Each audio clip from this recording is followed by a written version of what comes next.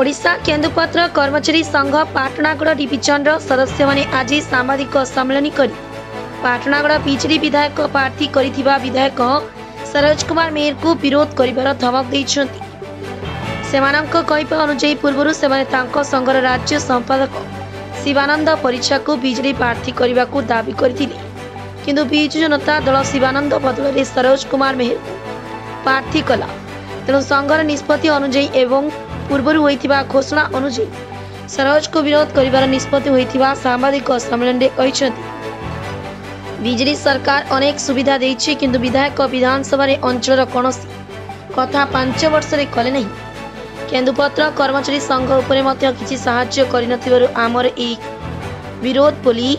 संघर सदस्य माने प्रकाश करिसंति। प्रकाश ताऊ कि आगरु शिवानंद को तांको संघ सह पाटणागड़ बीजेडी बहु पुराना कर्मी समर्थन घोषणा करी अनेक समावेश करथिले।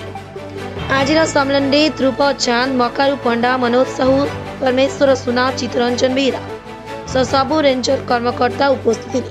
55,000 आमर केन्दुपत्र तुलाली अच्छा से मुंशी चपरासी checker circle checker head checker समस्ते आउछु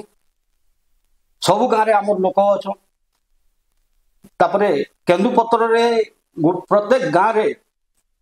75% केन्दुपत्र संपृक्त अच्छा और केन्दुपत्र एका समस्ते पेट पाटना 4-6 मास चली पारुछन और निश्चित भाव में आम संगे 55,000 एका अच्छा और पूरा खोला खुली भाव में आम विरोध कर 55,000 के कर्मचारी अच्छे भावुं से 55,000 कर्मचारी माने समस्ते आशा लगुच। पूर्व दिन मान के सब गाँव मीटिंग करूँ रेंज रे भी 2 थर 4 थर 5 थर 6 थर लेखा गोटे मीटिंग कलुन समस्ते कहून जे आम विरोध करना बोली जदि आमर नेता के देते संपूर्ण भाव में समस्ते समर्थन कर जेहेतु ओडिशा केन्दुपत्र कर्मचारी संघ पाटना डिवीजन तरफ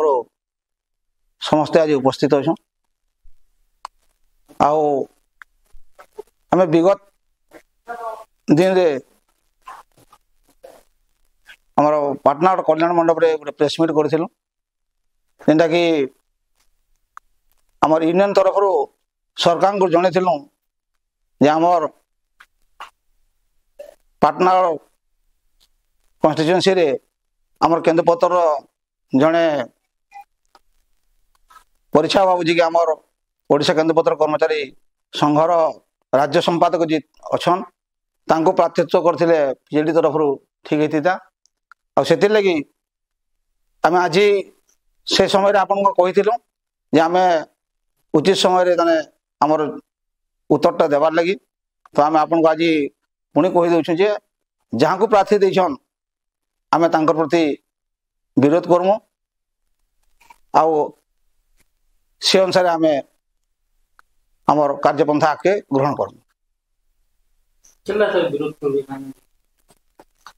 रिपोर्ट चुमाणी टीवी।